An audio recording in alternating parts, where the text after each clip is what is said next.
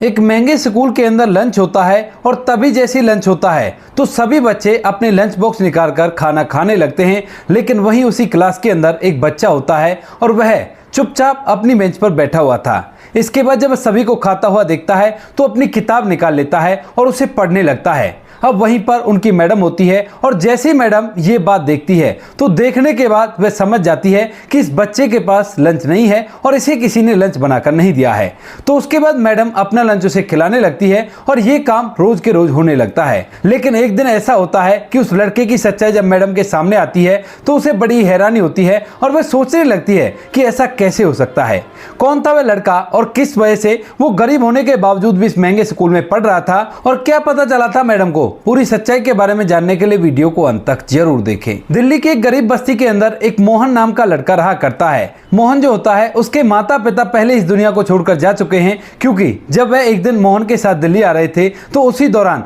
एक ट्रेन हादसे में वह इस दुनिया को छोड़कर चले जाते हैं। ये सब कुछ उसके चाचा ने बताया था और मोहन अपने चाचा के साथ ही रहा करता है। मोहन पढ़ने में काफी ज्यादा होशियार था और तभी मोहन के चाचा को पता चलता है कि दिल्ली के एक बहुत बड़े प्राइवेट स्कूल के अंदर गरीब बच्चों का एडमिशन हो रहा है और वहां पर अगर वो टेस्ट देकर उसमें पास हो गए तो उसके बाद उसका नंबर उसमें पड़ जाएगा। तो इसी बात को सोचकर यहाँ पर जो मोहन का चाचा होता है वो अपने बच्चे मोहन को लेकर वहां पर एडमिशन कराने के लिए चला जाता है और जैसे ही यहाँ पर मोहन टेस्ट देता है तो उसके बाद उस स्कूल के अंदर पढ़ने में उसका नंबर आ जाता है। अब मोहन चौथी क्लास में वहां पर जाता है और चौथी क्लास की पढ़ाई उस स्कूल के अंदर करने लगता है। लेकिन जो मोहन होता है वो सभी बच्चों में अलग से पिछड़ा करता है, क्योंकि इस स्कूल के अंदर काफी अमीर व्यक्तियों के बच्चे पढ़ा करते हैं और मोहन यहाँ पर सबसे ज्यादा गरीब है, क्योंकि ना तो उसके घर में उसकी देखरेख करने वाला कोई भी है, वह तो खुद से तैयार होकर स्कूल आया करता और ना ही अपने लिए लंच लेकर आया करता है। हालांकि और बच्चों का एडमिशन भी हुआ था गरीबों का, लेकिन वो इतनी ज्यादा गरीब नहीं थे जितना मोहन था और उनके माता पिता उन्हें अच्छी तरह से खाना पीना देकर भेजा करते थे। धीरे धीरे वह स्कूल के अंदर पढ़ने लगता है और जैसे लंच का समय हुआ करता है तो अमीर घरों के बच्चे अपने अपने महंगे टिफिन बॉक्स को निकाला करते हैं और उसके बाद खाना खाने के लिए बैठ जाया करते हैं। लेकिन वहीं पर जो मोहन होता है वह उन बच्चों को खाना खाता हुआ देखकर अपनी किताब को निकाला करता है और उसे पढ़ने लगा करता है ताकि ये थोड़ा सा अजीब ना लगे, और इसी तरह से वह अपने समय को व्यतीत कर रहा था। अब उन्हीं की क्लास की एक महिला टीचर होती है जिसका नाम होता है रेखा। रेखा उन्हीं बच्चों को पढ़ाया करती थी और एक दिन जब बच्चे लंच कर रहे थे तो उसी दौरान जो रेखा मैडम होती है बच्चों की क्लास के सामने से निकलती है और तभी उनकी नजर मोहन पर पड़ जाती है। मोहन पढ़ने लिखने में काफी ज्यादा होशियार था, इस बारे में रेखा मैडम को पता था, लेकिन लंच टाइम में ये लंच क्यों नहीं कर रहा यह बात उसकी आंखों में खटकने लगती है। हालांकि रेखा मैडम को पता है कि वो काफी ज्यादा गरीब है और उसको वह अपनी जिंदगी से तुलना किया करती है, क्योंकि कभी उन्होंने ऐसा समय देखा था कि उनके पास कुछ भी नहीं था। देखने के बाद उन्हें उसके अंदर अपना बचपन दिखाई देता है और इसी वजह से वह सभी बच्चों से ज्यादा लाड उस पर ही किया करती है। वैसे भी यहाँ पर जो रेखा मैडम है वो सभी बच्चों के अंदर अपने बच्चे देखा करती है,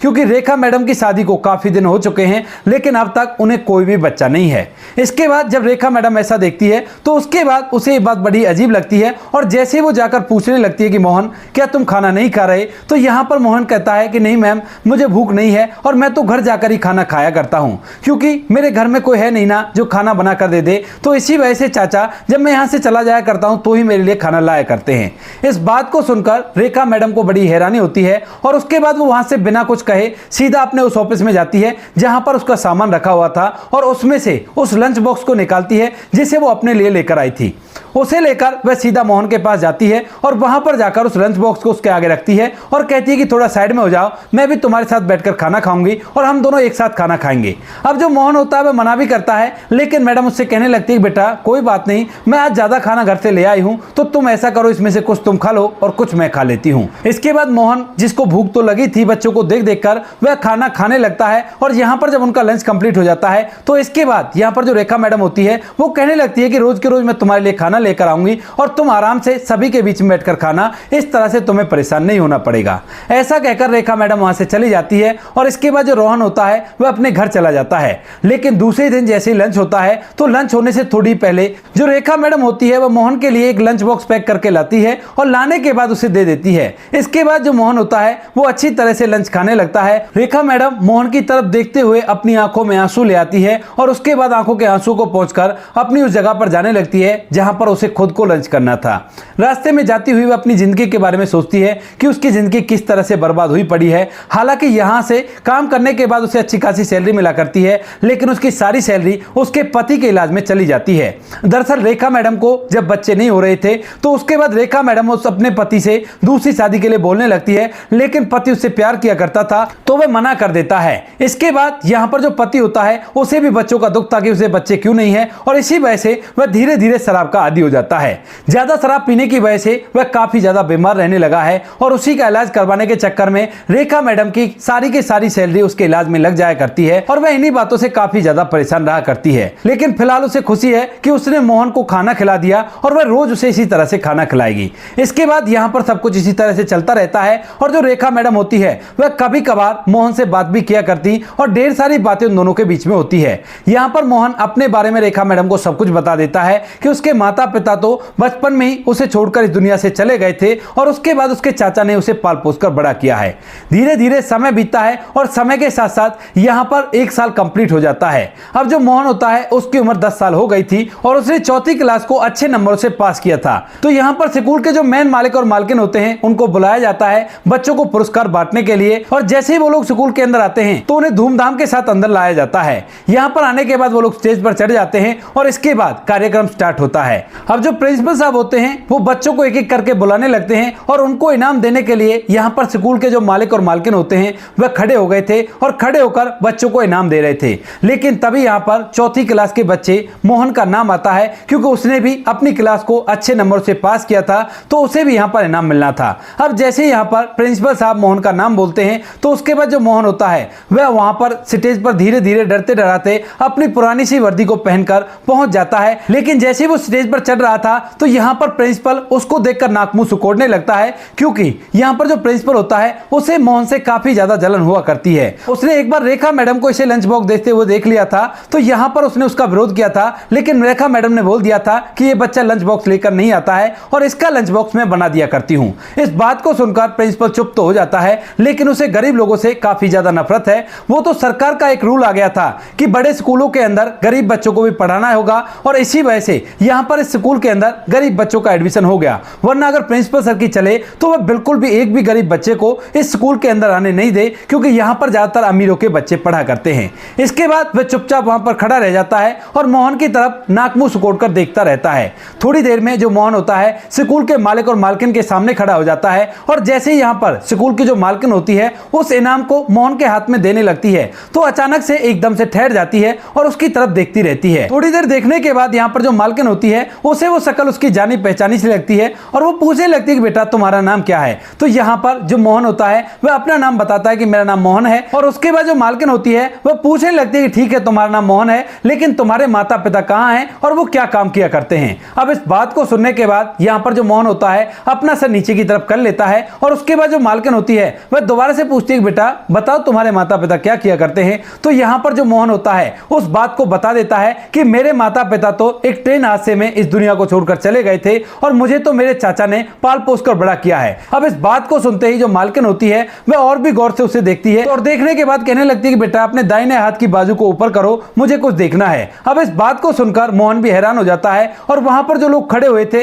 वह भी हैरान हो जाते हैं कि इसे हो क्या रहा है। मालिक भी कहने लगता है क्या हुआ, तुम इस तरह से क्यों कर रही हो। तो यहाँ पर वो कहती है कि थोड़ी देर रुको, उसके बाद मैं आपको बता दूंगी। इसके बाद जो मोहन होता है अपने बटन को खोलने के बाद अपनी बाजू को ऊपर करता है और जैसे ही वो बाजू ऊपर करता है तो यहाँ पर जो मालकिन होती है स्कूल की वह एकदम से पूरी तरह से हैरान हो जाती है और कहने लगती है कि बेटा तेरा नाम मोहन नहीं है, तेरा नाम है रोहन और तू मेरा बेटा है। अब इस बात को सुनकर सभी लोग पूरी तरह से हैरान हो गए थे और यहाँ पर जो मालिक होता है वह भी उस बच्चे को गौर से देखता है और देखने के बाद कहने लगता है कि हाँ शायद ये हमारा ही बेटा है। इसके बाद यहाँ पर जो मालकिन होती है वो कहती है कि शायद नहीं, ये पक्का ही हमारा बेटा है, क्योंकि 8 साल पहले ही हमारा बेटा पार्क से गायब हो गया था और तुम्हें याद होगा कि उस चाय वाले ने बताया था कि एक पति पत्नी आपके बेटे को अपने साथ ले गए हैं और हमने उसे ढूंढने के लिए काफी ज्यादा कोशिश की थी, क्योंकि कारण यह था वह तो एक व्यक्ति के साथ रहा करता था और इसी वजह से उसके बारे में पता नहीं चलता है। अब यहाँ पर रोहन जो होता है वह चुपचाप खड़ा हुआ था, लेकिन तभी जो स्कूल का मालिक होता है वो कहने लगता है कि नहीं, इन बातों से हम विश्वास नहीं कर सकते,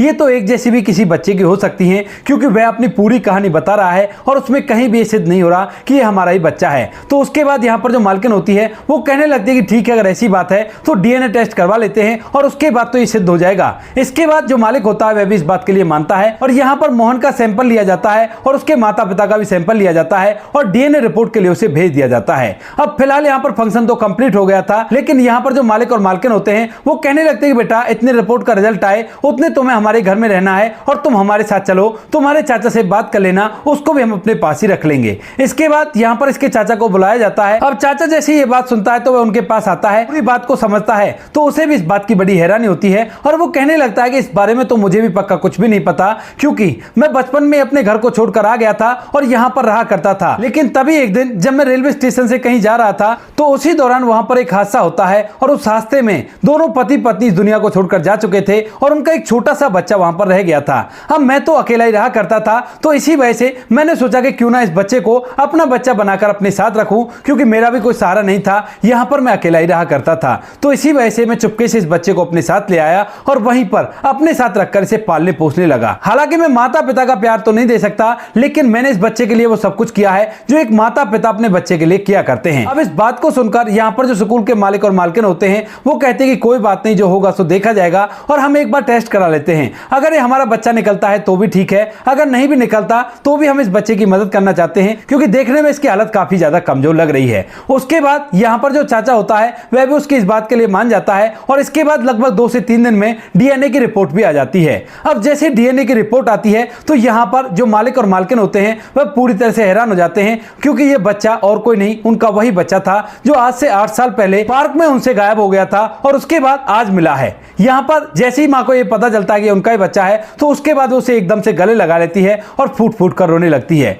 अब यह बात पूरे स्कूल में भी फैल जाती है और धीरे धीरे यह बात रेखा मैडम को भी पता चल जाती है। जब रेखा मैडम को यह पता चलता है कि स्कूल के मालिक का ही वो बेटा निकला है तो उसके बाद वह भी बड़ी खुश होती है और अपने काम को इसी तरह से करने लगती है। यहाँ पर जो स्कूल के मालिक और मालकिन होते हैं वह रोहन के उस चाचा को जिसने उसे अब तक पाल पोस कर बड़ा किया है उसे अपने घर के अंदर ही काम पर रख लेते हैं और कहते हैं कि आपका बहुत बहुत धन्यवाद जो आपने हमारे बच्चे को इस तरह से रखा, लेकिन अब के बाद आपको इसी घर के अंदर रहना है और आप इसी घर के सदस्य की तरह रहोगे, क्योंकि रोहन आपको अपना चाचा समझा करता है और मैं नहीं चाहती कि उससे कोई भी वो व्यक्ति दूर हो जो उसे अच्छी तरह से जाना पहचाना करता है। अब इसके बाद चाचा कहने लगता है कि ये तो बड़ी अच्छी बात है, अब इसके माता पिता दोनों मिल गए तो कोई बुरी बात नहीं है और अगर मुझसे कोई गलती हो गई हो तो मुझे माफ कर देना। तो यहाँ पर जो रोहन की माँ होती है असली वाली, वो कहने लगती है कि और तो कोई गलती नहीं है, लेकिन आपने मेरे बच्चे को अच्छी तरह से खिलाया पिलाया नहीं है। तो यहाँ पर जो चाचा होता है वो कहने लगता है कि क्या करूं बहन जी, मेरे पास इतने पैसे ही नहीं होते थे और जो भी पैसे हुआ करते थे उन पैसों से मैं इसका अच्छे से ख्याल रख लिया करता था। हालांकि मैं इसके लिए स्कूल में लंच नहीं दे पाता था, लेकिन जब ये स्कूल से लौटा करता था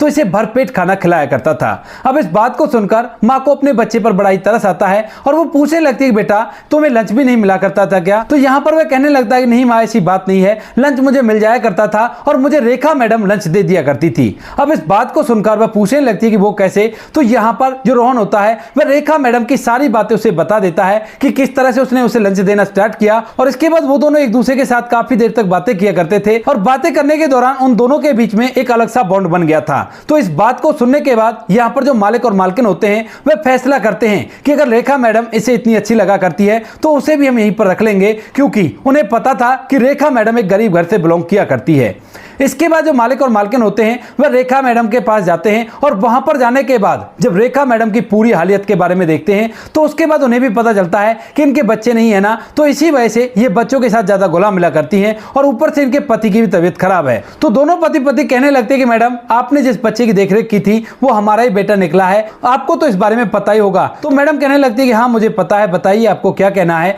तो यहाँ पर जो मालिक और मालकिन होते हैं वो कहने लगते हैं कि देखो आपने हमारे बच्चे को लंच दिया है और आपने उनका पेट भरा है भूख के समय में, तो इसी वजह से आपने हम पर बहुत बड़ा एहसान किया है, क्योंकि हमारा बेटा 8 साल से हमसे अलग था और इसके बाद हम काफी ज्यादा परेशान रहा करते थे, लेकिन आप लोगों ने मिलजुल कर हमारे बच्चे का ख्याल रखा तो हम आपके लिए कुछ करना चाहते हैं। अब यहाँ पर मैडम मना भी करती है, लेकिन तभी यहाँ पर जो मालिक और मालकिन होते हैं वो कहने लगते हैं कि देखो हम अपनी इच्छा से करना चाहते हैं और आपको इसमें मना करने की कोई भी जरूरत नहीं है। तो यहाँ पर मैडम चुपचाप रह जाती है और इसके बाद यहाँ पर जो रोहन के असली माता पिता हैं वह रेखा मैडम के पति का एक बहुत बड़े हॉस्पिटल हॉस्पिटल में इलाज कराते हैं और रेखा मैडम को अपने बंगले में रहने के लिए बोलने लगते हैं। तो रेखा मैडम मना कर देती है, कहती है कि नहीं मैडम, मैं अपने घर में ठीक हूं, मैं मिलने के लिए आ जाया करूंगी क्योंकि ये बच्चा मुझे बड़ा ही प्यारा लगा करता है। इसके बाद यहाँ पर रोहन उस घर के अंदर रहने लगता है जिस घर के अंदर सब सुख सुविधाओं के सामान थे। कुछ दिनों तक तो उसे बड़ा ही अजीब लगता है, लेकिन धीरे धीरे सब कुछ आसान हो जाता है क्योंकि उसका चाचा भी उसके साथ है और वो लोग खुशियों के साथ जीवन व्यतीत कर रहे हैं। तो दोस्तों ये थी आज की कहानी। आपको जैसी भी लगी कमेंट सेक्शन में बता देना।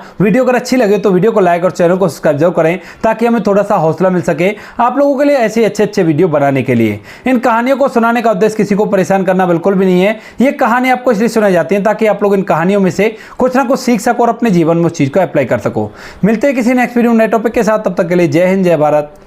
जय हिंदुस्तान।